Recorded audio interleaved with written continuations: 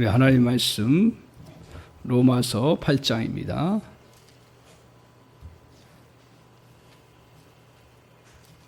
1절에서 4절 말씀 한 절씩 교독하겠습니다.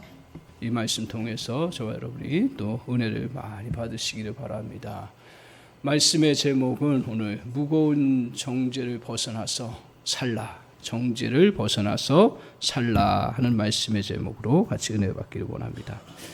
우리 인생은 누구나 실수를 하고 또 잘못을 하는 것이 우리의 모습입니다. 이럴 때 우리가 그 실수한 거 고쳐야 되겠지만 그 안에 찾아오는 죄책감에 빠져서 살아가기도 하고요. 또 어떤 사람들은 그 죄책감을 날려버리면서 살 수도 있습니다. 한편 이 죄책감을 안고 평생 부둥켜 안고 살아가는 사람도 있습니다. 오늘 세상은 점점 더 이렇게 우리에게 나쁜 감정을 품고 비난하는 사람들이 많아지고 있습니다. 참 오늘 우리 시대에 보면 대면적으로는 이렇게 비난하고 대면적으로 싸우는 건 없는 것 같은데 인터넷상으로라든가 어떤 또 전화상으로라든가 여러 가지 다른 수단들을 통해서 비난들이 그 비난 속에 살아가는 그런 모습을 보게 됩니다. 근데 더 힘든 건 뭐냐 하면 그 비난을 받고 또 사람이라는 게 실수하고 연약함이 있잖아요. 그 실수 때문에 자꾸 거기에 매몰되어 가지고 그 속에 살아갈 때가 참 많습니다. 그러다 보니까 자기 안에 하나님께서 주신 그러한 잠재적인 능력과 행복과 은혜를 따라서 살아가기보다는 평생 그 정죄의 포로가 되어서 살아가는 그런 모습을 가질 때가 참 많습니다. 오늘 이 말씀은 단순히 한 번 지나가는 말씀이 안 되기를 원합니다. 지난 우리 한 주간 이 사회를 정말 슬프게 하고 마음을 힘들게 했던 게 뭐냐 하면 다 느끼셨을 터인데 교사분이 교실에서 자살한 거예요.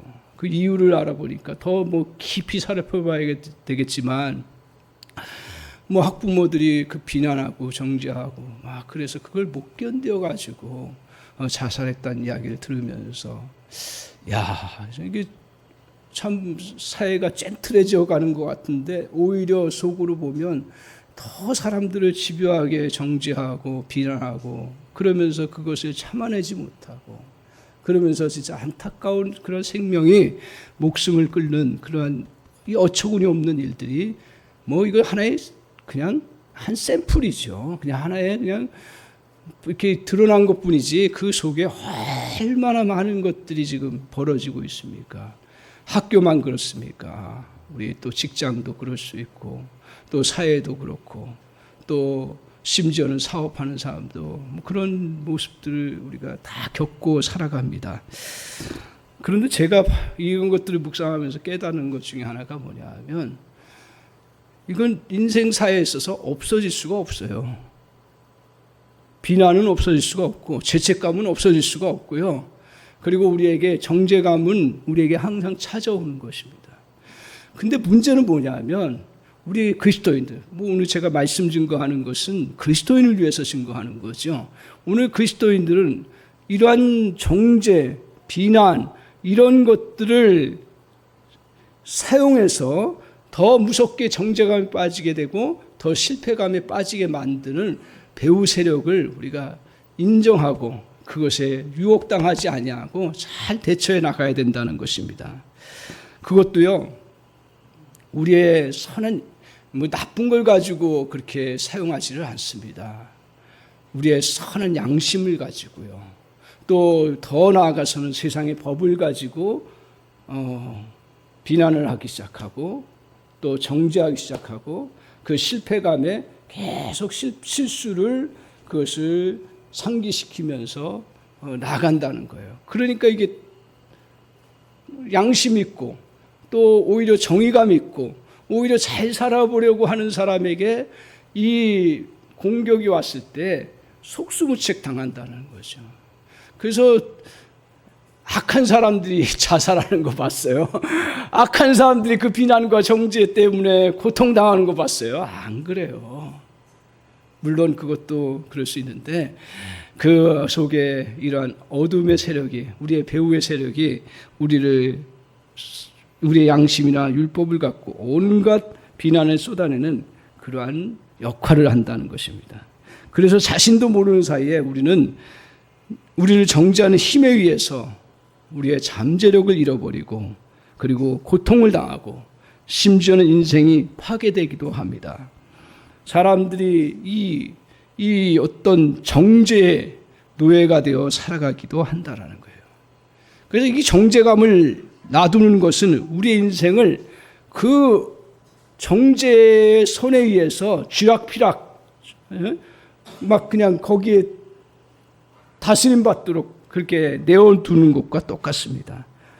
이러한 정죄감이 매일의 행복을 깨트리고 미래를 망치게 할 수 있다라는 거예요. 우리의 미래가 망쳐지는 것은 뭐 어떤 일이 큰 어려움이 있어서 또 어떤 우리가 문제가 있어서 망치는 경우도 있지만 그러나 이런 정죄감 때문에 수많은 인생들이 망치고 그리고 자기 인생을 파멸로 만들어 간다는 것입니다.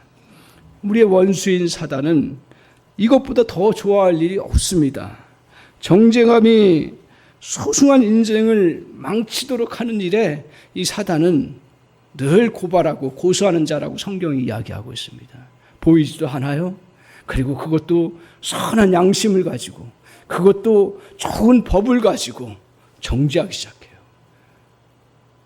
이런 정죄 앞에서 살아날 인생이 누가 있겠습니까? 그래서 심지어 사도 바울 그 하나님의 일을 그렇게 열심히 하고 능력 있고 하나님의 말씀을 증거했던 사도 바울도 자기의 속내를 솔직하게 로마서 7장 24절에 고백합니다.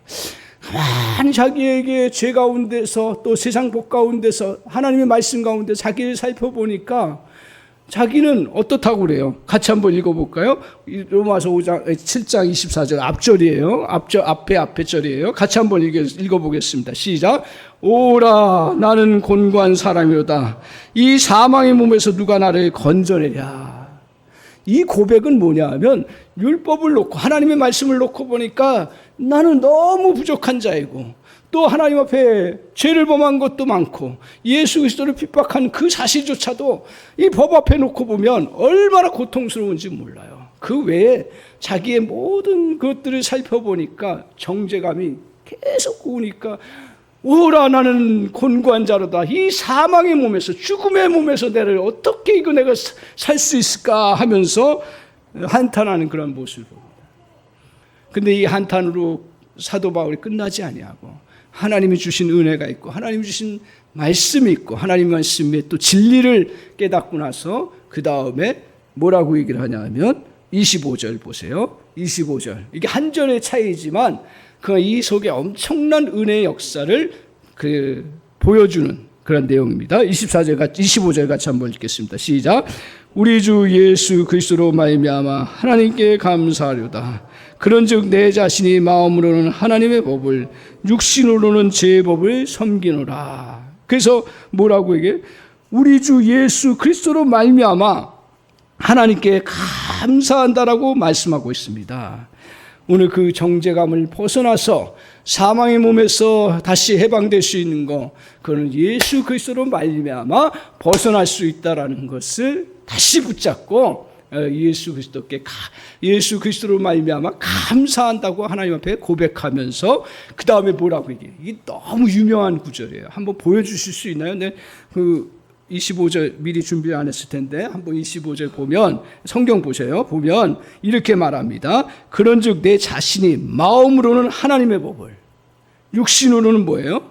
제 법을 섬긴다 그랬어요. 저 이 말씀 내 색입니다.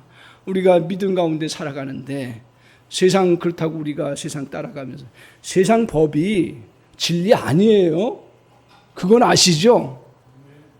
세상 법이 진리 아니에요. 이거는 우리의 사회적인 공통적인 합의예요. 바르게 살아가도록 그냥 인간 사회 속에서 만들어 놓은 규칙이에요. 그럴 때 난 진리처럼 따르지는 않아요. 저는 솔직히. 그래서 제가 설교할 때 보면 법 따지고 그럽니까? 양심이 너무 중요한 거지만 양심 따집니까? 아니에요. 그건 진리가 아니에요. 오직 진리는 뭐예요? 하나님의 법인데 하나님의 말씀이에요. 믿습니까? 그래서 우리가 이 땅에 살아가면서 사도 바울이 그렇게 얘기해요. 우리가 이 땅에 살아가는 동안은 그 우리가 육신을 입고 사는 동안은 세상의 법을 따라야 된다라는 거예요. 그냥 잘 그걸 지키고 범하지 않도록. 왜? 하나님의 백성이 그 세상 가운데서 잘못 살아가면 안 되니까. 근데 진짜 자기가 원하고 섬기는 건 나는 뭘 쫓아가냐면 하나님의 법을 쫓아간다라는 거예요. 그래서 하나님의 법 가운데서 내가 살아가는데 그 하나님의 법이 뭐냐?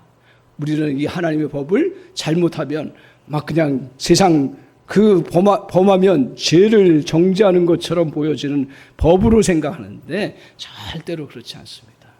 그러면서 8장에서부터 이제 진짜 우리가 이러한 정죄감에서 완전히 해방될 수 있는 은혜의 역사를 오늘 말씀을 통해서 가르쳐주고 있습니다. 그래서 저와 여러분 이 땅에 살면서 이 정죄라는 놈 앞에 누구도 벗어날 수가 없어요. 그리고 이제 조금 이따 살펴보겠지만 이 정죄라는 것은 우리에게 간혹 우리를 향해서 스쳐 지나가고 그리고 우리를 포로로 잡으려고 노력한다는 거예요. 근데 여러분과 제가 아무 죄를 범하지 아니하고 아무 실수를 안 하면 정죄에서 빠지질 않을 거예요. 그러나 우리는 연약한 자이고 솔직하게 허물과 죄가 많은 사람이에요. 그런 우리에게 사단은 양심과 법을 통해서 우리를 정죄하려고 하는 그러한 세력 앞에 우리가 늘 노출되어 있습니다. 그렇기 때문에 사도 바울이 오늘 로마서 8장 1절에서 4절 말씀을 가지고 이 정죄를 벗어나서 살아갈 수 있는 하나님의 진리의 말씀을 선포하고 있습니다. 먼저 우리가 이 정죄를 벗어나서 살 수 있는 길이 뭐냐 하면 첫 번째로 기억하셔야 되는 건 뭐냐 하면 우리의 영역이 바뀌었다는 사실이에요.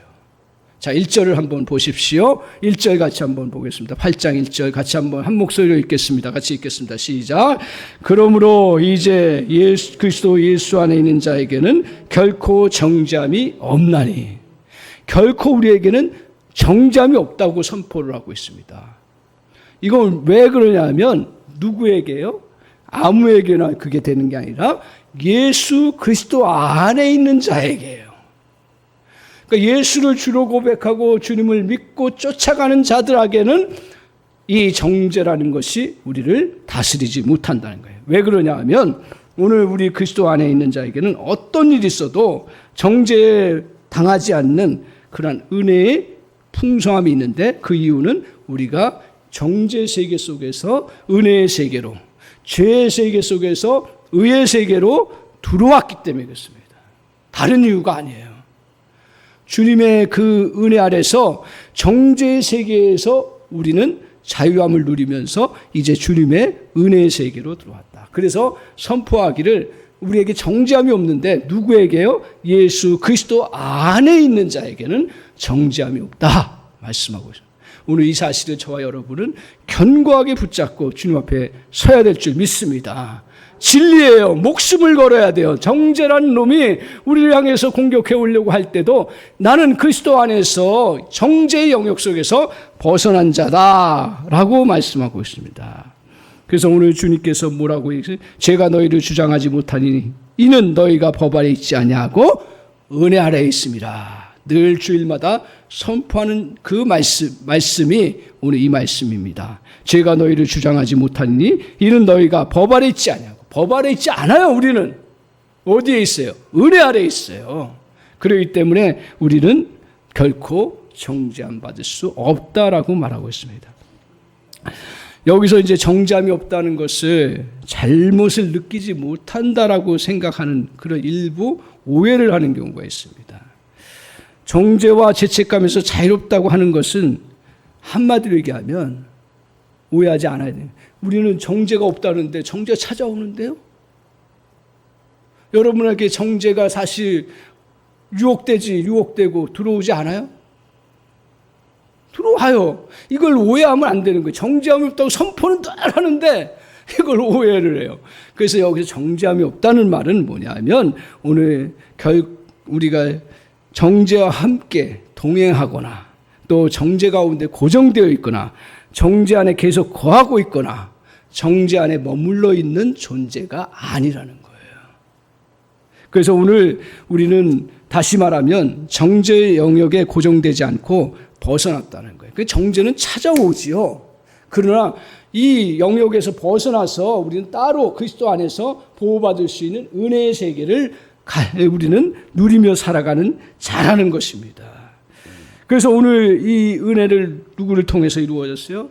그리스도를 통해서 이루어졌습니다. 그런즉 누구든지 그리스도 예수 안에 있으면 새로운 피조물이라 이전 것은 지나갔으니 보라 새 것이 되었다는 게 뭐예요?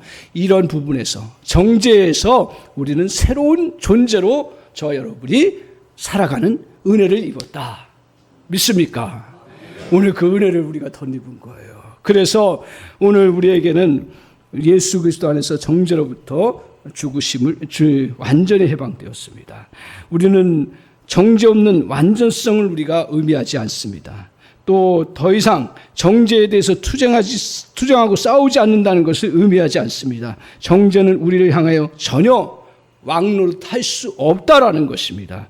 여기서 우리는 정죄의 영토와 관할 지역 밖에 있다는 것입니다. 따라서 저와 여러분이 항상 인식하기를 내 안에 정죄가 찾아와도 내 안에 나는 정죄의 영역 속에 살아가는 존재가 아니다. 우리 가정은 정죄 안에 머물러 살아가는 존재가 아니다. 왜? 예수 그리스도를 믿고 고백하기 때문에. 그래야 여러분이 자유함을 누릴 수 있는 은혜의 역사가 있습니다. 여러분을 침범하지 못한다는 거예요. 오늘 이렇게 이제 우리가 이런 은혜의 세계 속에 살아가는데, 근데 이때 항상 방해하는 그러한 부분이 있습니다. 그게 뭐냐면 저는 그것을 사단의 양심이라고 이렇게 표현을 합니다. 사단의 양심이라는 놈이 계속 붙들고 있기 때문에 그렇습니다. 오늘 사단의 양심은 우리 안에 양심이라는 것을 가지고 자꾸 정죄의식을 심어주려고 하는 것이 사단의 양심입니다. 그러니까 이런 거예요. 너 나쁜 생각하지 않았니? 그래, 맞아. 그런데 이때에 사단의 양심은 우리를 향해서 어떻게 공격해 오냐 하면 너 그래, 그 나쁜 생각하고 불순한 생각하고 또 음란한 생각을 했으니까 넌 그리스도인으로서 자격이 안 돼. 이렇게 얘기하는 거예요. 누가 이것을 잘 느낄까요? 양심 있는 사람이요. 주님 앞에 나오는 사람들은 대부분 보면 하나님이 그래도 양심을 건강하게 살려주셔서 나온 분들이 많아요. 근데 거꾸로 사단은 이것을 가지고 얼마나 교묘하게 이용하는지 몰라요. 그러다 보니까 나 하나님의 자녀라고 하는데 이렇게 나쁜 생각하고 잘못된 모습을 갖고 있고 죄를 범하고 그래서 나는 하나님 앞에 나갈 수 없는 자야. 나는 교회 나가도 용서받지 못하고 주님 앞에 나갈 수 없는 자야. 이렇게 생각하는 사람들이 있다라는 거예요. 그래서 더 나아가서는 뭐예요?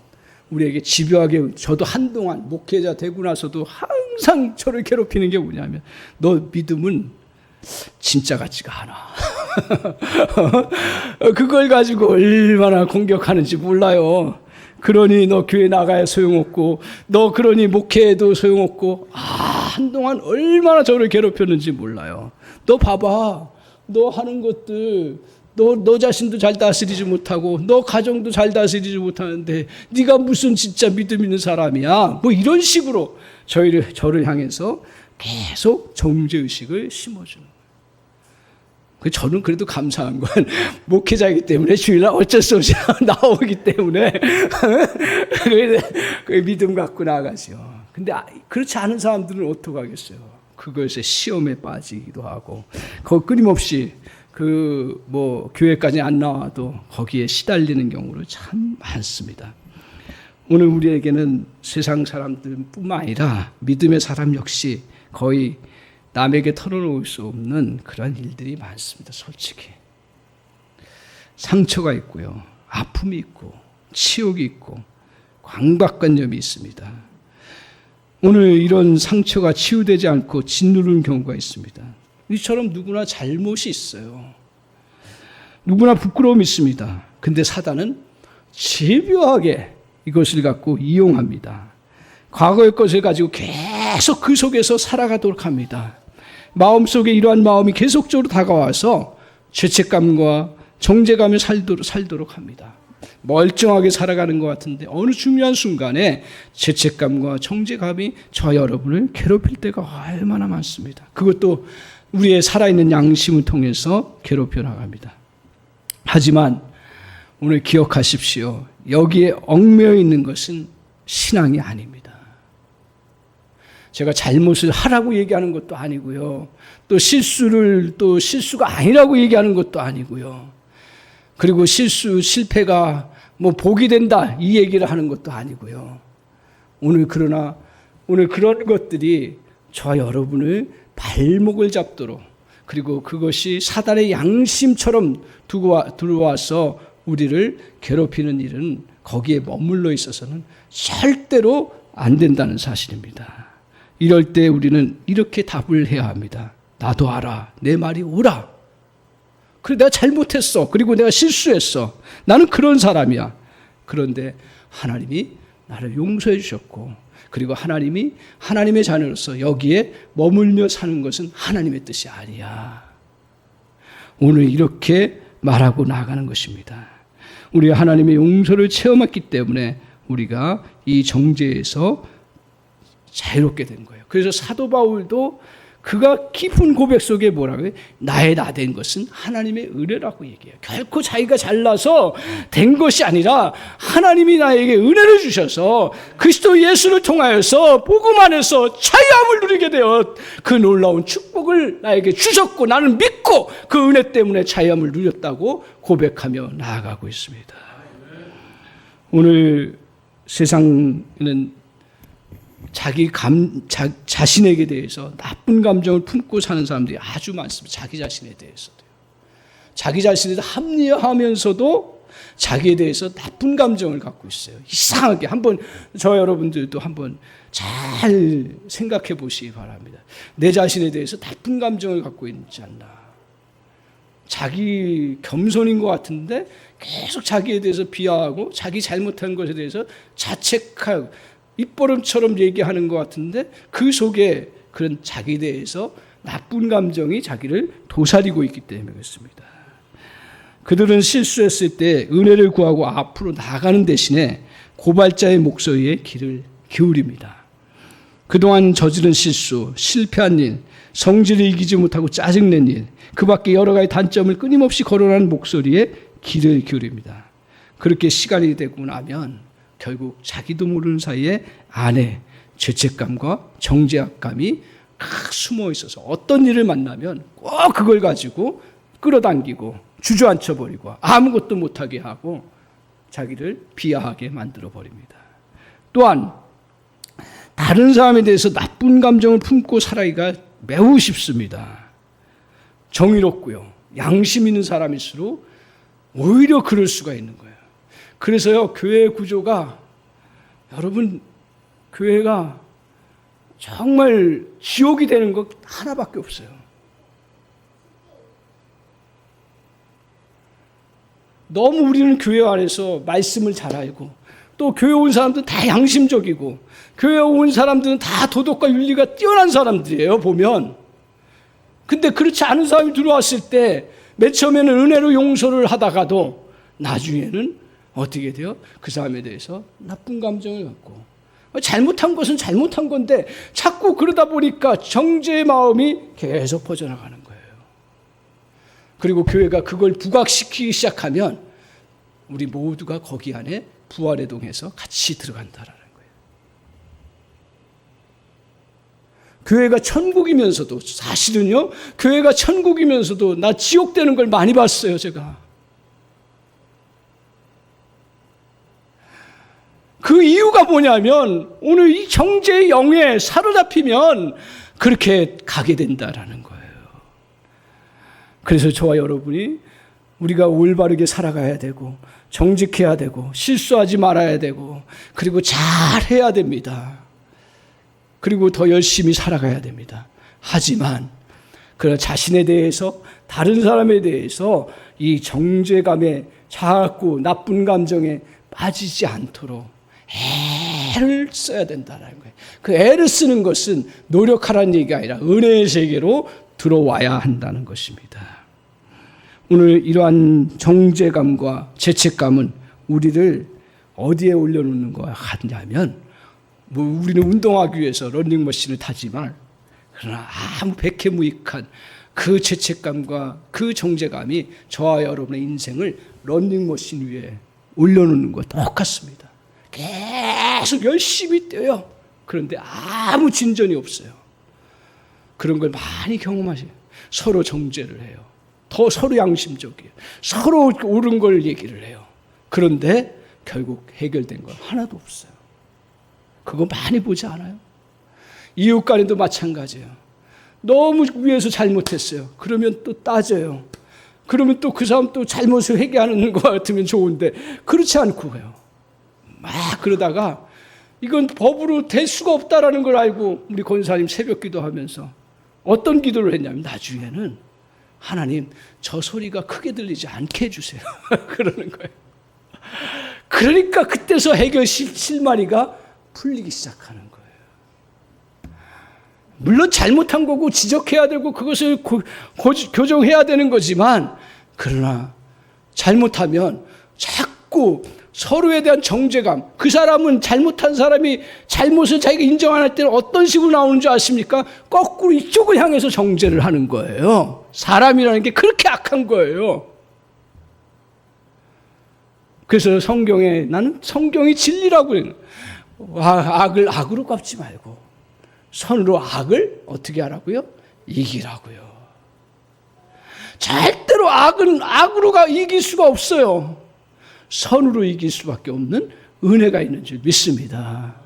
그래서 오늘 우리에게 이 정죄의 러닝머신에서 저와 여러분이 벗어나기를 바랍니다. 그때 기억해야 될 건 뭐냐면, 사단의 양심과 사단의 율법을 벗어나는 그러한 은혜가 있기를 바랍니다.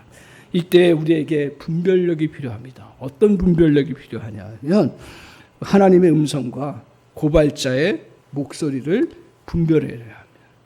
우리는 신앙생활을 너무너무 잘못했어요. 하나님의 음성이라고 하면 마치 신비한 것을 듣는 것처럼. 제가 늘 이야기하잖아요. 우리 기독교 신앙은 신비적이에요. 이걸 구별하세요.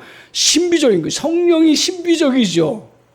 그러나 신비주의는 안 되는 거예요. 신비주의라는 것은 뭐냐면, 그 주의라는 것은 그게 전부인 것처럼 그걸 신봉하고 쫓아가는 거예요. 그러니까 신비적인 것을 신봉하고 너무 쫓아가는 거예요. 그건 신비주의예요. 우리 신앙은 신비적이지만 신비주의로 빠져서는 안 된다. 그것 중에 하나가 뭐냐 하면 하나님의 음성을 듣는 거예요. 하나님의 음성을 듣는 것에 대해서 사람들은 오해를 해요. 마치 내게 미래의 운명에 대해서 막 새로운 것들을 들려주는 것처럼. 그렇게. 물론 그럴 때도 있겠죠. 정말 중요한 때는. 근데요, 기억하십시오. 제가 성경을 통해서 깨달은 건 뭐냐면, 하나님의 음성은요, 특별히 이 성경의 말씀을 통해서 우리에게 조명해 주시는데, 우리의 양심과 우리의 생각과 우리의 또한 삶의 경험들 같이 기도하면서 하나님 그런 걸 사용하셔서 하나님이 마음속에 올려주시는 음성들이 주로 하나님의 음성으로 우리는 받게 돼야 되는 것입니다. 우리 한 사람 교회 신앙은 정말 성경적이고 정말 바르게 저도 부족하고 다 완벽하지 않지만 그 성경에서 가르쳐주는 그 진리를 따라서 막 우리가 기적 체험하고 능력 체험하고 막 그 신비적인 거 보는 거, 그 열망이 왜 없겠어요. 어제도 설교 준비하다가 그 베니인 목사님이 막 그냥 옛날에 빈야드 운동을 했을 때 막 사람 쓰러지고 얼마나 사람들이 열광하는지 몰라요. 저에게도 유혹이 오더라고. 나도 저렇게 목회하고 싶다. 근데 그게 다 100% 나쁘다 할 수 없지만, 물론 하나님이 쓰러지게 할 수도 있고 뭐 또 어떤 기적적인 역사도 보일 수 있지만 성경에서의 우리의 하나님의 은혜는 뭐냐 하면 우리가 하나님의 말씀을 깨닫고 믿음의 사람, 늘 이야기하잖아요. 하나님의 자녀답게 사는 일에 포커스가 있고 기적과 능력의 역사들, 그것들이 우선이 되는 것이 아니라 하나님의 자녀되고 하나님의 은혜 가운데 살아가는 것이 우리가 포커스가 거기에 있다고 성경은 가르쳐주고 있습니다. 그래서 오늘 우리가 하나님의 음성 잘 구별해야 되는데 여러 가지로 우리가 생각할 수 있어요. 다 또 목회자마다 주장하는 바가 다 다를 수가 있고 신학자마다 다 다를 수가 있어요. 그러나 오늘 이 정죄와 관련해서 저와 여러분이 잘 구별해내는 은혜가 있기를 바랍니다. 그것 중에 하나가 뭐냐 하면 오늘 두 가지 음성이 우리에게 들려올 때 고발자의 거짓말이 우리를 향해서 들려올 때가 있습니다. 이건 옳지 않아. 맞아요. 그 여러분이 실수했을 때, 잘못했을 때, 또 다른 사람이 잘못했을 때 맞는 이야기입니다. 하지만 오늘 그 실수한 다음에 그 다음에 음성이에요. 그 다음에 우리가 그래 내가 실수를 했구나. 하나님의 자녀로서 이거는 옳지 않은 일이야. 그래 조심하고 실수하지 않도록 힘써야지. 이거는 세상 사람도 똑같이 들릴 수 있어요. 그러나 주님 안에서 이런 마음을 가지고 나아갔을 때 우리는 정죄의 그 부분에서 벗어나서 이겨나갈 수가 있고 하나님의 음성처럼 다시 느낄 수가 있는 거예요. 그리고 이 음성을 듣고 용서를 구하고 앞으로 나가야 합니다. 근데 고발자들은 어떻게 합니까? 실수했을 때 달려들기 시작합니다. 고발자들은 전부 일을 상기시켜버려요. 과거부터 쫙 상기시켜버려요. 이것은 잘못을 따져서 원인을 하고자 하는 게 아니라 잘 기억하십시오. 그 과거에 잘못한 것까지 다 끄집어내서 문제를 삼으려고 하는 그러한 고발이라는 거예요. 그래서 그 경주를 포기하게 하고 주저앉게 만들고 그리고 항상 죄책감 속에서 허우적거리며 내가 하는 일이 항상 똑같지 뭐. 너는 더 나아질 수 없어. 더 이상 노력해봐야 회복할 수 없어. 너는 하나님 앞에 용서받을 자격이 없어. 이제는 끝장이야. 절망이야. 그리고 인생을 자포자기하고 너 자신을 회피하고 인생 끝내는 일을 확 해버려. 이게 사단의 음성이고 고발자의 음성이라는 거예요. 근데 주님의 음성은 그렇지가 않아요. 다 사람마다 틀릴 수가 있는데 대부분 뭐냐면 너 용서받았어. 그리고 너는 하나님의 자녀야.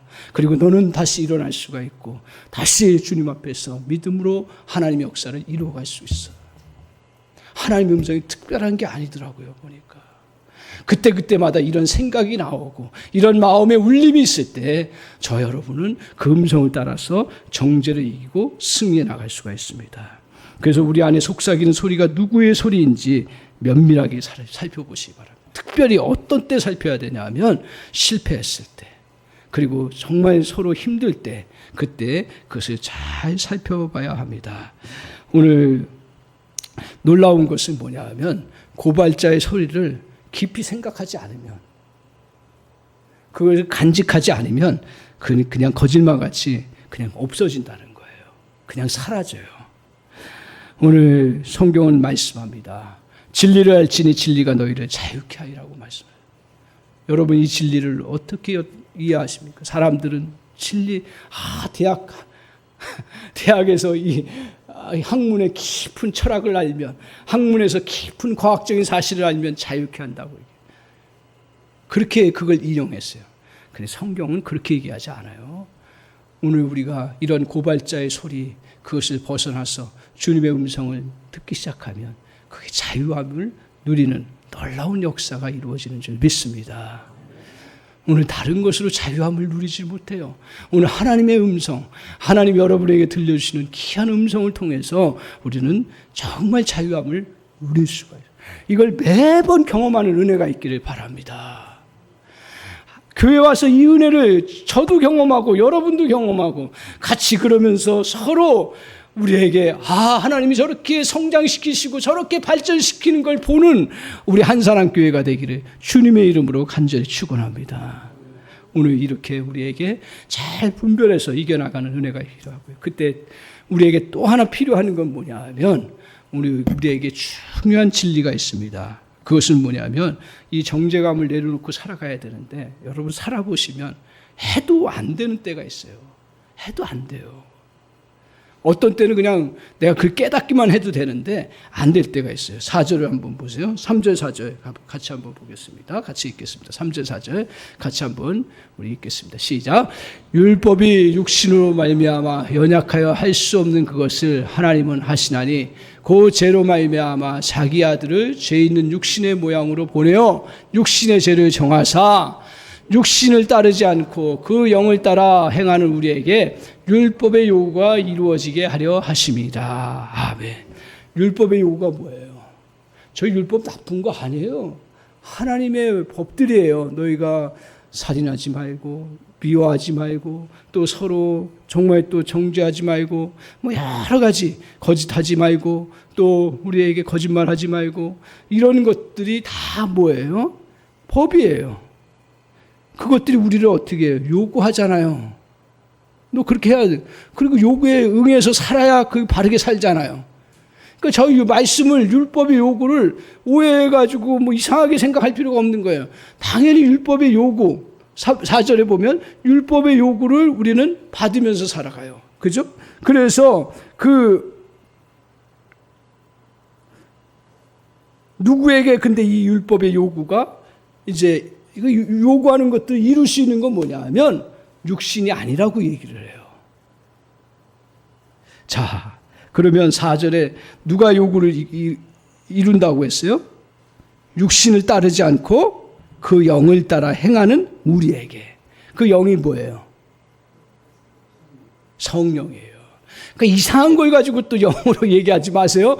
성령을 따라서 행하는 자에게 율법의 요구가 이루어진다라는 거예요. 그런데 우리에게 놀라운 은혜는 뭐예요? 여러분이 잘 인식할지 모르지만 우리 성령은 누구에게 임해요? 믿는 뭘 얘기하지 마세요. 오늘 조금 유치한 걸 얘기하겠습니다. 성령은 누구에게 있어요? 나에게 있다래. 우리에게 할래. 다시 한번 성령은 누구에게 있어요? 나에게요. 자꾸 추상적으로 얘기하지 마세요.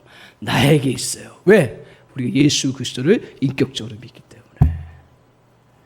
우리 안에 성령 충만, 우리 장로교의 이 말씀을 가지고 체계화시킨 건 뭐냐면 순복음하고 약간 달라요. 그걸 구별하시기 바랍니다. 뭐냐면 오늘 우리 장로교는 성경을 좀 근거를 더 이렇게 확실하게 해서 하는 건데 뭐냐면 예수 그리스도를 믿자마자 우리는 인격적으로 고백하면 성령이 우리 안에 거하신다. 그걸 다른 말로 내주하신다 그래요. 이거는 예가 없어요. 인격적으로만 믿으면 예가 없어요. 10년을 믿었던 100년을 믿었던 똑같이 예수 그리스도를 인격적으로 믿으면 누구에게나 거하는 거예요. 그런데 내가 성령에 충만하고 성령이 막 역사하시고 이런 느낌이 우리에게 찾아오지 않을 때가 많아요. 그걸 구별해서 뭐라고 그러냐면 성령이 거하시는데 성령이 충만하냐 그렇지 않느냐라고 나누는 거예요. 그럼 성령이 충만한 것은 어떤 게 충만한 거냐면 막 물질처럼 위로부터 우리가 그렇게 기도를 해요. 저도 그렇게 성령을 부어주옵소서 기도를 해요. 근데 성령은 잘 살펴보면 성령은 물질이 아니에요. 표현을 그렇게 할 뿐이죠. 성령은 뭐예요? 인격이에요. 하나님이세요. 그러니까 우리가 성령이 그렇게 그러한 모습으로 그러한 것처럼 역사를 이루세요. 그래서 사도행전에도 보면 바람처럼 불처럼 성령이 오셨다고 얘기를 해요. 근데 바람과 불이 성령은 아니죠. 오해를 하는 거예요. 성령을 받으라 그러니까 물질처럼 막 받는 것처럼 생각해요. 그런 받는 것이 아니라 성령을 인격적으로 내가 예수 그리스도를 믿고 성령을 환영하면 성령이 내 안에 거하시고 그 다음에 성령 충만은 어떻게 되냐면 성령께서 우리 가운데 활발하게 역사하시고 이루어 가실 때 성령 충만이 있는 거예요. 그래서 성령 충만하는 것은 내가 자꾸 내 마음속에 성령을 인정하고 고백할 때 더 성령이 마음껏 역사하셔요. 왜냐하면 성경을 통해서 보면 우리가 오해하는 것 중에 하나가 뭐냐면 하나님에 대해서, 예수 그리스도에 대해서, 성령에 대해서도 다 오해하는 것 중에 하나가 뭐냐면 다 이 분을 삼위라고 합니다. 위. 인격체라고 그래요. 가장 본질적인 인격체라고 해요. 인격적이신 분이에요. 그렇기 때문에 막 그냥 무지막지하게 막 우리를 막 그냥 무지막지하게 침략해 들어오고 하는 게 아니에요. 물론 그렇게 하나님이 강하게 역사하시는 분도 있지만 그러나 그냥 하나님은 조용하게 오늘 요한계시록 3장 20절에 보면 내가 문 밖에 서서 문을 두드리노니 나의 음성을 듣고 문을 열면 내가 그에게로 들어가 그는 나로 더불어 먹고 나로 더불어 먹고 마시고 살고 나는 그와 더불어 함께 먹고 마시는 그러한 관계로 하나님이 인도해 주신다고 말씀하셨어요.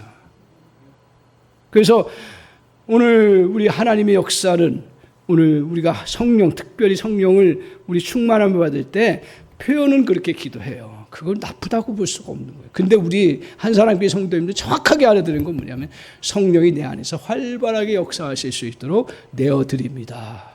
주님 부어주시옵소서. 그 은혜를 부어주옵소서.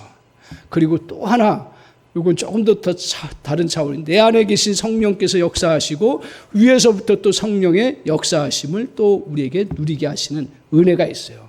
그것은 또 다음 기회에 또 주님께서 우리에게 말씀을 통해서 나타나기도 하고요. 이렇게 성령의 그 충만함을 누리면서 나아갈 때 우리는 세상을 이겨나갈 수 있는 놀라운 은혜가 있는 거죠. 그래서 저기서 4절 다시 한번 보여주세요. 육신을 따라 행하는 자들에게 4절 보세요. 육신을 따르지 않고 그 영을 따라 행하는 자에게 우리에게 뭐가 이루어져요? 율법의 요구가 이루어지는 거예요. 그러니까 착하게 살라, 양심적으로 살라, 그리고 정말 정말 선을 행하라. 다 어떻게 보면 여러분이 육신적으로도 잘 할 수 있는 부분이 있긴 하지만 그러나 정말 본질적으로 뭐냐면 순수하게 바르게 할 수 있는 것은 그 주의 영을 따라서 해나가는 거예요. 그래서 우리에게 수없이 정죄하고 다 우리 율법의 요구 막 수없이 그걸 요구를 해요. 그때 우리가 할 수 있는 일은 성령 앞에 그걸 맡기는 것입니다. 그래서 오늘 바울이 이렇게 얘기를 합니다. 오라 나는 곤고한 사람이라 이 사망의 몸에서 누가 나를 건져내라. 오늘 자신도 육신으로는 죄를 이길 수 없음을 고백합니다. 그런데 드디어 성령께서 내 마음에 오셔서 자리를 잡자마자 행패를 부리던 죄가 맥을 못 추게 된 것입니다. 이것이 성령을 모신 사람의 특징입니다. 당신은 성령 안에 계심을 믿습니까? 믿고 고백하는 은혜가 있기를 바랍니다. 그렇다면 아무도 여러분을 정죄할 수가 없습니다. 성령이 생명의 능력으로 우리를 죄와 사망에서 해방시켰는데 감히 우리를 죄인처럼 다룰 수가 없습니다. 따라서 여러분이 매일의 생활 속에서 성령의 인도함을 따라서 모든 일을 감당해 나가는 은혜가 있기를 바랍니다. 더 나아가서 성령께서 율법에 요구하는 것들을 성령의 은혜를 덧입고 그 요구를 이루어 가려고 그 포커스를 맞추고 나아갈 때 그 율법의 요구가 이루어지는 은혜의 역사가 있습니다. 사랑하는 성도 여러분, 정리합니다. 우리 안에 있는 실패, 실수, 죄책감, 수치심 이것들은 계속 다가옵니다. 제가 보니까요, 예수 안에 있어도요, 이것은 끊임없이 우리에게 다가오더라고요. 다가와요. 그런데 우리 그리스도인들은 어떻다 그랬어요?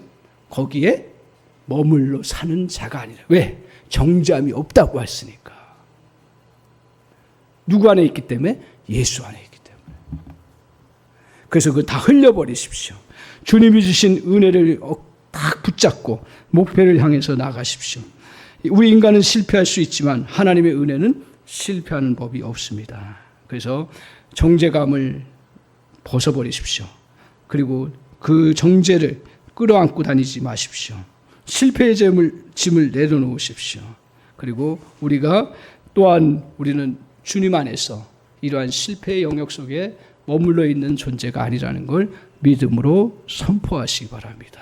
그리고 성령을 따라서 사단의 양심이 우리를 아무리 정죄하고 괴롭히려고 해도 우리는 이미 주님 안에서 그 영을 따라 성령을 따라서 율법을 요구를 이루어가는 그러한 믿음의 백성인 줄 믿습니다. 그래서 정말 주님 앞에서 무거운 정죄감을 벗어서 정말 자유롭게 살아가는 저와 여러분 복된 믿음의 백성들 다 되시기를 주님의 이름으로 간절히 축원합니다. 아멘.